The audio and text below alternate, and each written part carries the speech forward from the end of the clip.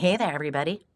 It's Courtney Starhart, and I'm here today, as promised, to go over some of the details of how exactly HeartMath works.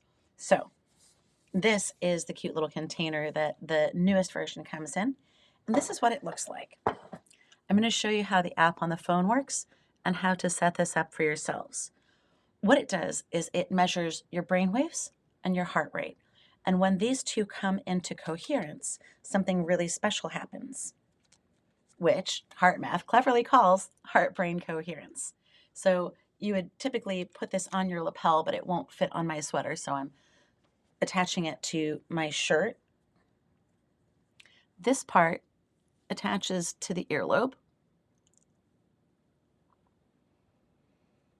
and no one has to know that you're doing this, although I think it's really cool. You open up this app, and you can choose from these different programs. There's the quick coherence, there's cut through, there's manifestation. I'm going to take you through this little program here. So it syncs up the Bluetooth, and then when you're ready, it says start session. He's going to talk to you and coach you through this. This is the beginner application. So now we're going to watch what's going on with my heart rate. So if I'm sitting here talking and I'm using the part of my brain that's verbal, I'm probably not going to get a very high score, okay? Because the part of our brain that talks actually takes us slightly out of coherence. Now, if I sit here and I start to breathe deeply and intentionally, are you ready? You know it. Box breathing. Here we go.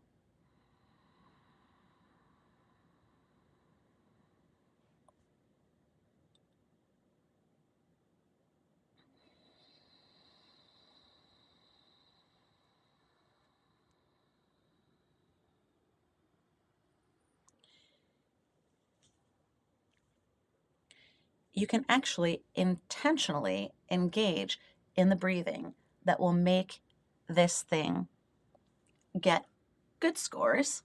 Apparently, this isn't connecting properly right now, so we're going to reattach this guy.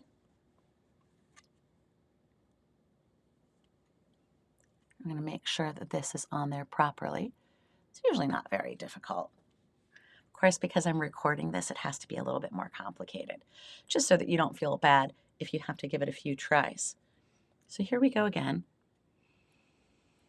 So the one on my earlobe is measuring my brain, and the one on the heart is measuring the heart rate. When these two line up, what happens is, like in Joe Dispenza's work, your energy field changes. Your heart doesn't beat like a metronome. It speeds up and slows down with every beat. Here is your heart rhythm. You can track your heart As your rate. heart beats faster, the line goes up. As it beats slower, the line goes down. This pattern And you can actually track when your brain waves and your heart rate are in sync. And just like from high school geometry, remember when you have two waves that are in sync, they combine and they double and expand. And that's literally what's happening with our heart brain frequencies is when our heart and our brain are out of sync, they're collapsing waves that actually hit each other and break each other up, right? But when we get these two in sync, it's a simple little hack with a box breathing that we can drop into a state of resonance and higher connection to the force, where we're able to access a different layer of human intelligence. Let's say that these latent or somewhat hidden abilities are not vestigial, they're latent, okay? Vestigial means it's something that we no longer use. Latent means that it's hidden. See, as I'm talking, I'm not getting a very high rate, but if I stop for a minute,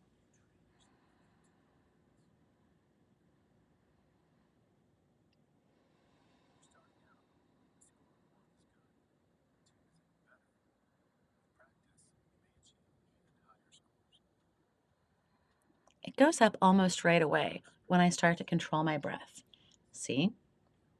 I can get it all the way up to a 6, a 7, and an 8, which means that you're in really high resonance, okay? Right now, this is fairly mediocre, but it's not bad for a beginner. Not bad for talking either. What happens is when you actually access these higher brainwave states, you're almost like a different species. When you're plugging into this force, when you're plugging into your higher power, you're accessing a different level of consciousness and intelligence. So I encourage you all to practice the box breathing because after 20 years of working with different techniques, that is the most simple, straightforward way for you to drop into coherence. I've tried it on hundreds of people. I've tried it on myself. And the simplest way to get into the basic level of coherence is to breathe deeply. The next level is actually thinking about things that make you happy and really starting to open up an expansive space of happiness and peace and joy. And believe it or not, that's where you plug into your personal power. Everybody seems to think that by working harder or working more or pushing yourself more that you're actually going to get into these higher states, but it's the opposite. You have to drop into a quiet, peaceful state, and then things begin to open up for you. When you do this repeatedly, several dozen times a week, hopefully each hour, you stop and you do this deep breath work, it starts to alter your baseline. So, right now, your baseline is here, right? You might be at a fairly low coherence level, but the more you practice this, the more your coherence level goes up, and your baseline coherence will be a lot closer to being able to plug into these higher states of consciousness. And what's in it for you with these higher states of consciousness anyway? I mean, just to ask the question, who cares? Here's why you care. Because when you're in these higher states of consciousness, you're 3 to 400 times more productive. You lose less time at work. People are absent less from work. Less anxiety, depression, fatigue, and illness. And focus, connection, creativity, aha moments, they all go up. So when you're in coherence, you're getting more of the good stuff and less of the bad stuff. So if you're an HR person who's looking to improve the quality of your workplace or the quality of the work coming from the people in the workplace, this is the way in. When I come out and I give my presentations, what happens is we go through a little series of stories and interactions.